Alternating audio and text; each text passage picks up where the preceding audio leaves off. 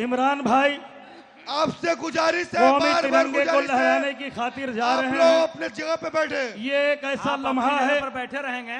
जो आज हम इस कौमी तिरंगे को लहराकर जश्न आज़ादी की तकरीब मनाते हैं। इस जश्न आज़ादी की तकरीब की खातिर, इस जश्न आज़ादी की खातिर हमारे जाबाजों ने, हमारे सुरमाओं ने अपनी जानों की कुर्बानियाँ दी है। हमारे आबा व अजदाद ने अपनी जानों की कुर्बानियाँ दी है।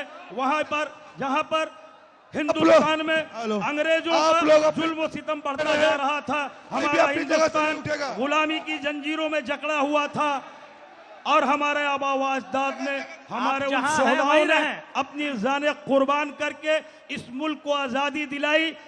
जो आज हम जश्न आज़ादी के नाम पर आज पूरे हिंदुस्तान में जश्न आज़ादी की 71वीं सालगिरह हम लोग मना रहे हैं। मेरे दोस्तों, एक हिंदुस्तानी होने के नाते हम अपने तमाम शोरा कराम की तरफ से, कमेटी की तरफ से और इलाके की तरफ से गुजारिश करते हैं एक अहम गुजारिश कि जब कौमी झंडा लहराया जाए और कौमी तराना जब बजाया जाए तो आप उसके एहतराम में आप सभी हजरात खड़े हो जाइएगा।